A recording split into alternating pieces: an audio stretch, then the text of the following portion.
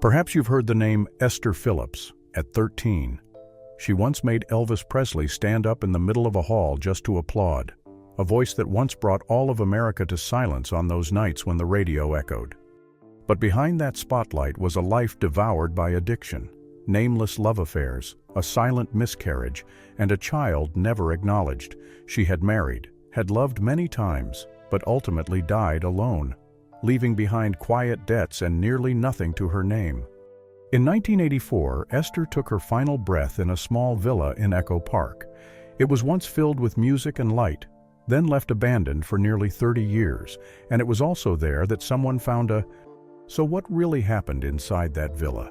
And why did a legend like Esther Phillips leave the world in such silence today? Let us walk through the journey of tracing the secrets still clinging beneath the dust of time, to tell the haunting story of a life forgotten, a voice that once made America tremble. People still believe that a successful artist would choose to live in a big city, in a glamorous villa, surrounded by lights and endless applause. But Esther was different. If there's a place that witnessed the full loneliness of Esther Phillips's final years, it was the small villa nestled quietly in the neighborhood of Echo Park, Los Angeles. The house wasn't big, barely over 1,600 square feet, 3 bedrooms, a small living room just enough to hold an old electric piano, and a personal studio in the basement.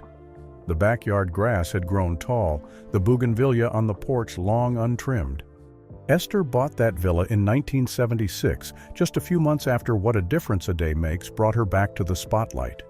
People said she spent almost her entire performance advance to pay for that house, as if wanting to find a place quiet enough to breathe again after years of addiction and inner torment. It wasn't a reward for her comeback, it was a silent cry for help, that if the outside world wouldn't let her live decently, then at least within these 4 walls, she could collapse. Esther lived there alone, occasionally with an hourly nanny, and sometimes a man who came and went without leaving a name.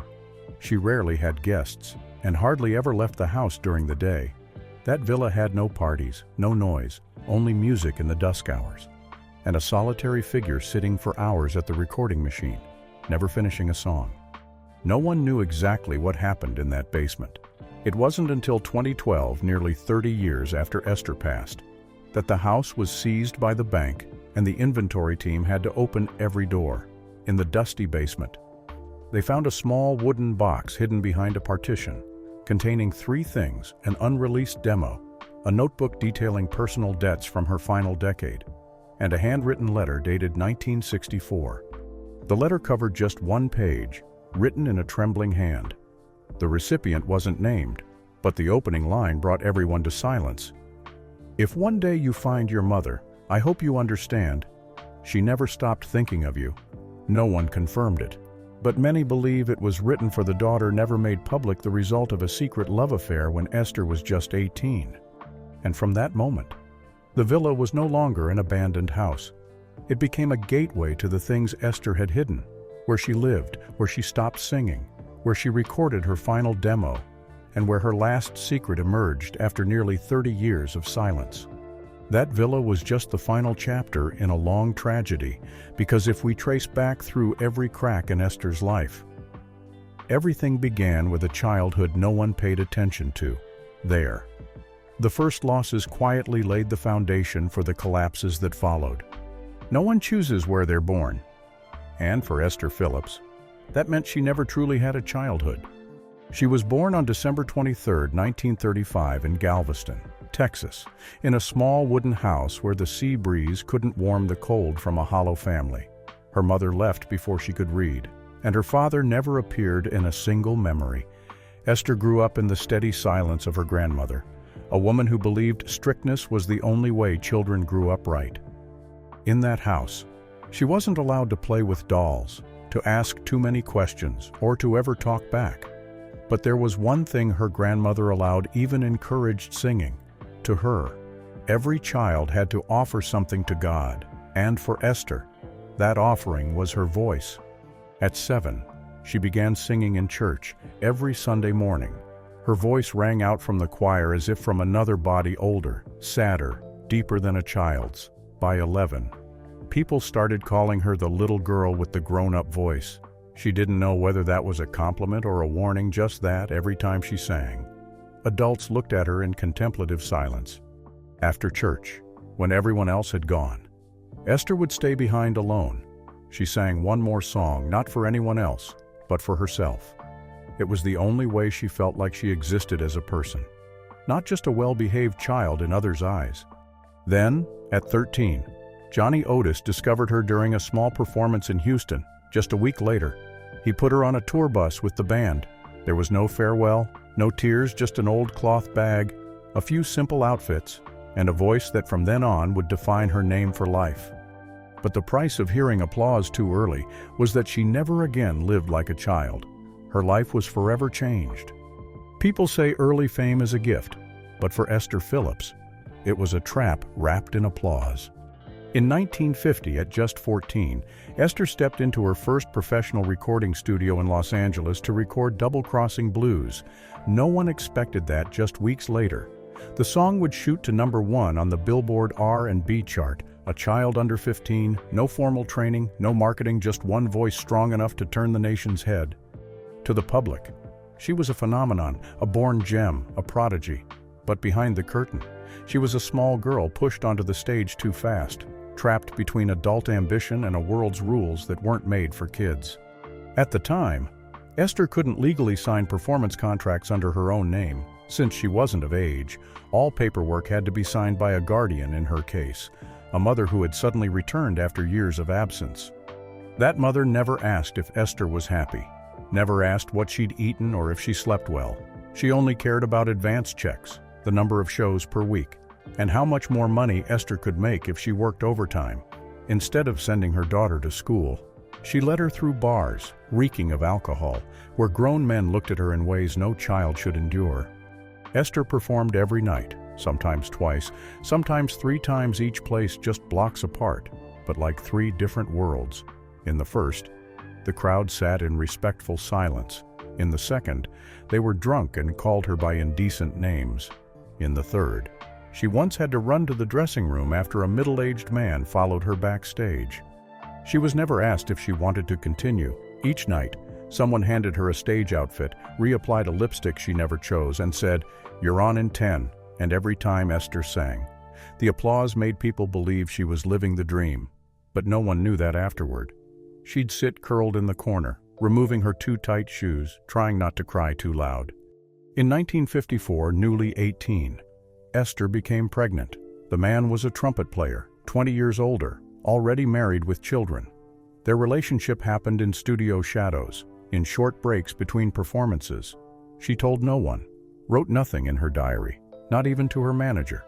Only a close housemaid noticed the morning sickness, the nights she lay silently, holding her stomach. She planned to keep the baby. Once, she bought a pale blue baby outfit from a nearby store and tucked it in her nightstand. But one cold winter night, while singing Mistrusting Blues, she suddenly felt sharp pain. She pushed through the song, bowed, then collapsed backstage. It was the only show she missed all year. After the miscarriage, Esther was no longer the same. Each time she faced a microphone, she looked at it like an open wound. Doctors gave her morphine to help her sleep, saying it would ease the physical pain and calm her nerves. At first, half a pill a night, but slowly, one wasn't enough, and soon she couldn't sleep without it. The applause continued. Her name stayed on airwaves, but inside, Esther was falling apart. Some nights she forgot lyrics, some sessions. She couldn't remember if she'd already recorded the song. One colleague said once while waiting her turn. Esther quietly asked, "If I vanished right now, would people still play my music?" That heartbreak silently led Phillips down a path from which she'd never return. After years of silent struggle, Esther Phillips made a surprise comeback. It was 1962. Lennox Studio in New York took a chance and re-recorded an old bolero, Release Me, in an entirely new style. Esther stood before the mic, not the rebellious girl from the past decade, not the naive 13-year-old. This time, she sang like someone who'd survived a storm and knew it wasn't over. That voice stunned the entire music world. Rumor has it Elvis Presley heard the tape in his car and pulled over, asking who the singer was. He couldn't believe such a voice still existed, unnoticed for years. And from that moment, Esther Phillips returned not as a prodigy, but as a woman who had come back from the edge. Release Me became a major hit, leading to shows, label offers, TV appearances, and praise in Ebony magazine. She was hailed as the voice of women who had suffered, broken, and still rose to sing. Yet no one knew she was still using morphine to sleep, not by choice, but because without it, she couldn't get out of bed. From 1965 to 1968, Esther lived between two worlds. One was the glowing stage, endless applause, the sole icon of a new era, a woman who loved herself and overcame pain. The other was her quiet Harlem apartment, where she lay for hours, staring at the ceiling, no appetite, no words, no memory of the day. The performances became pressure, her voice no longer steady. Once, she sang the wrong lyrics through 2 verses of a beloved ballad, then hesitated mid-stage before a full crowd. They still clapped, still cheered, but Esther only bowed and walked off early. And then, the truth couldn't stay hidden forever. By 1969, the scandal broke. A staffer at Atlantic Records caught her using stimulants in the bathroom, right in the middle of a recording session. The shocking news spread fast. Her contract was terminated that same week. No room for negotiation, not a single check-in. They shut down the studio under the excuse of equipment maintenance, and never opened its doors to her again. While Esther was struggling through another round of detox, her mother was suddenly hospitalized due to a stroke. The medical bills piled up, and her bank account was nearly drained. No one offered support, no label called. Esther had to sell every piece of jewelry she owned, including the gold bracelet Elvis once gave her as thanks after a shared performance. That night, after leaving the pawn shop, she came home, sat in front of her old cassette recorder, and taped a monologue for herself. In it, she said only one sentence: "Everyone thinks I made a comeback, but did anyone ever ask if I was ever allowed to rest?" In the end, the spotlight only pulled Esther higher just to drop her from an even greater height, and this time, the fall left her even more numb. But in between the glittering returns and the fleeting rounds of applause, Esther remained alone behind the curtain, never once holding a love that lasted.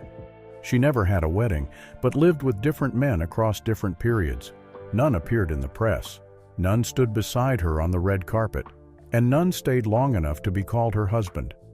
The men came and went, leaving behind nothing but names erased from memory and silences never written into her biography. In 1959, during a long pause in her career, she gave birth to a baby girl named Carla. No one ever knew who the father was on the birth certificate. The space for father was left blank. She didn't hide it, but didn't go public either. She quietly sent support money, quietly mailed birthday cards, and that was it. Carla grew up in a house with no photos of her mother, no memories besides a few old recordings that relatives kept as proof she existed. Esther never mentioned her daughter in any interview, and by the time she passed, in her final will, Carla's name still didn't appear. A cold, empty space enough to make anyone understand that some things Esther took to the grave, not because she forgot, but because she didn't have the strength to face them. And when it seemed like she'd finally found someone to lean on. In 1974, she got engaged to a producer.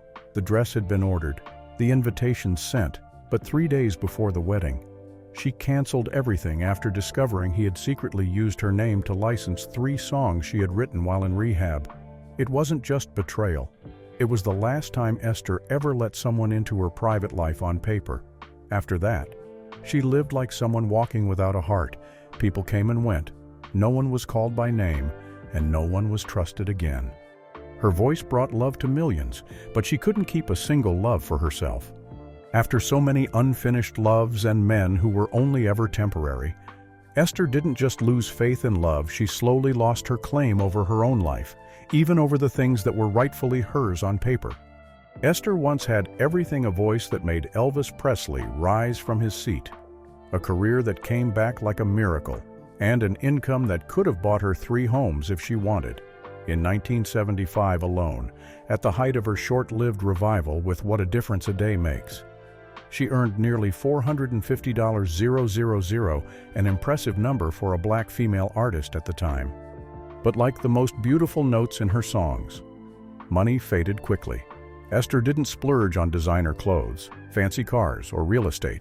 Nearly half her income went into things no one wants to write down: sleeping pills, morphine, rehab centers, therapy, vocal doctors, emergency bills, and fees to reclaim copyrights she'd been tricked into signing away.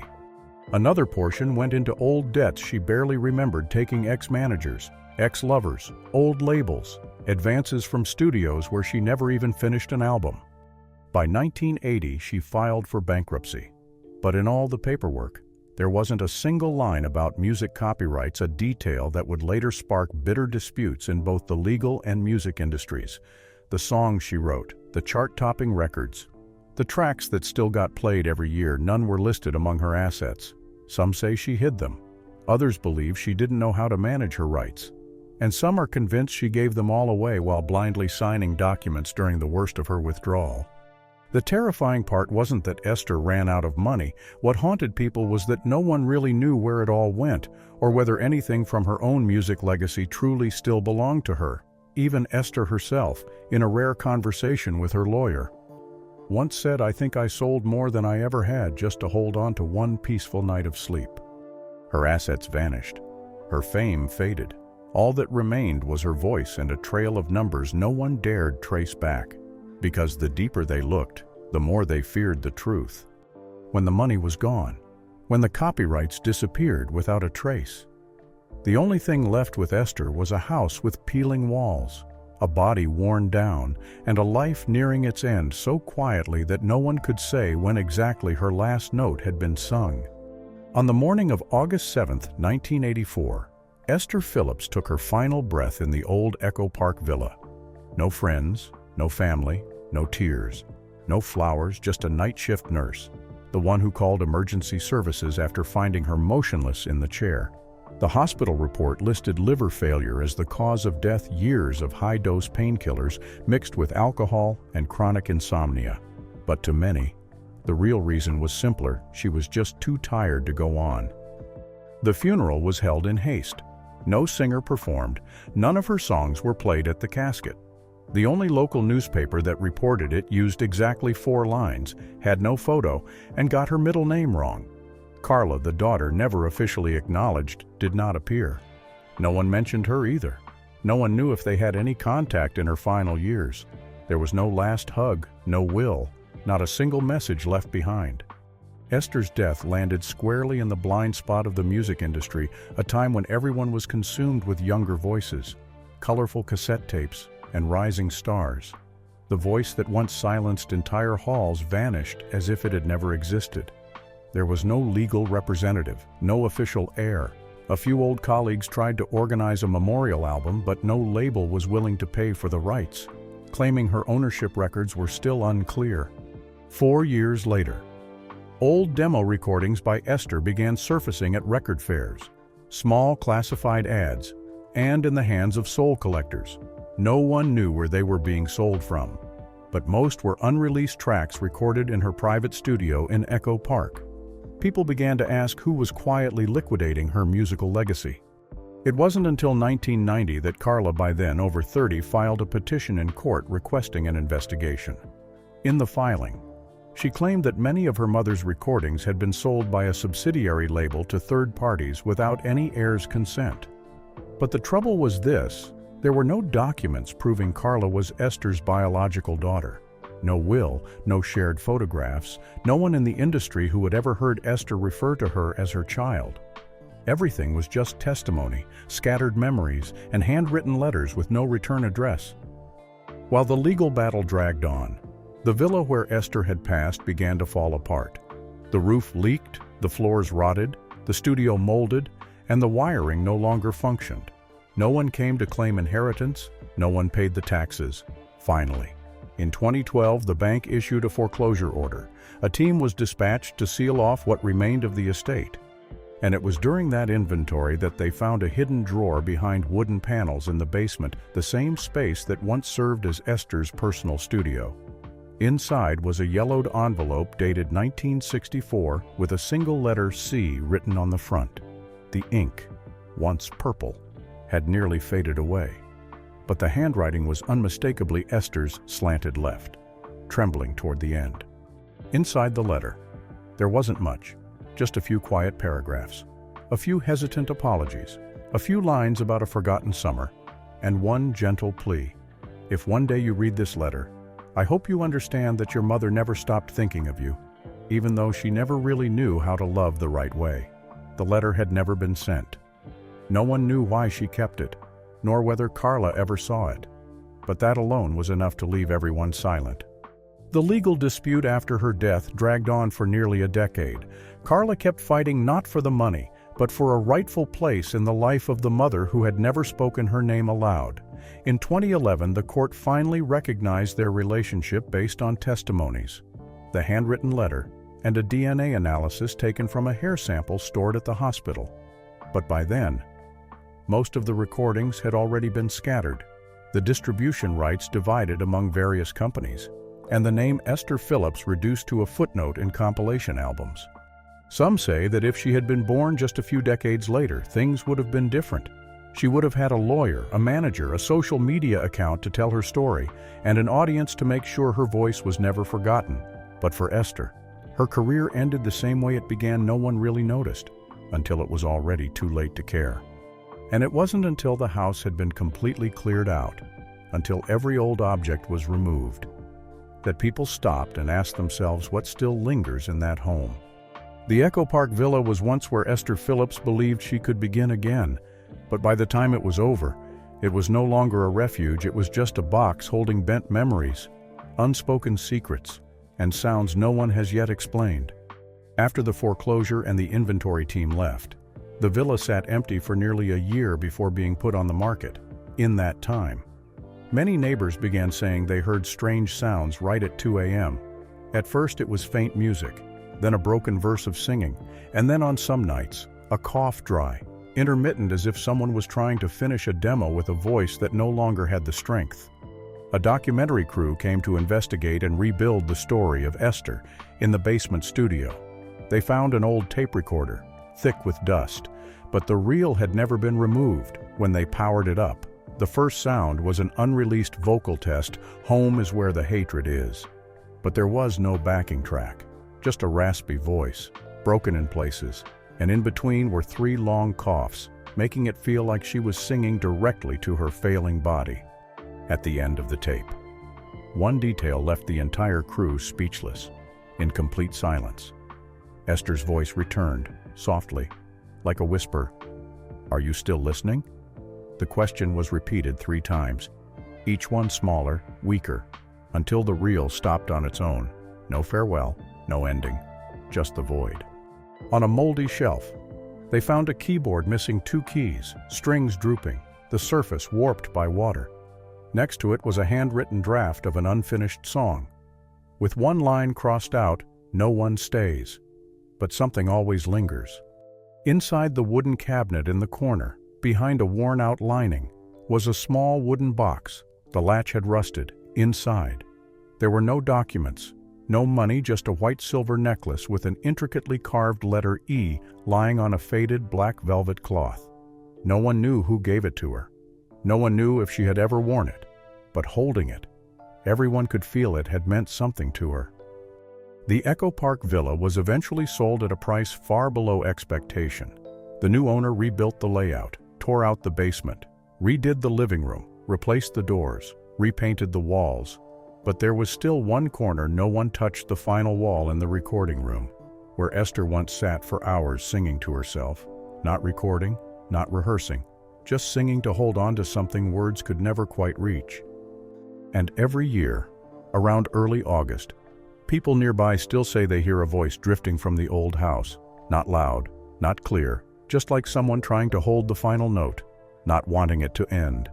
So the woman who once made Elvis stop his car just to hear one song through to the end, when she closed her eyes, had no farewell song, no will, no one calling her mother from a daughter never acknowledged. If a voice could save a soul, why did Esther still die in loneliness? If someone had truly loved her that much, why did no one stay? Do you think what killed Esther Phillips was addiction, poverty, betrayal, or the moment the world stopped listening? If you're still here, still listening, leave behind a song, a memory, because sometimes a voice only needs one listener to exist one more time.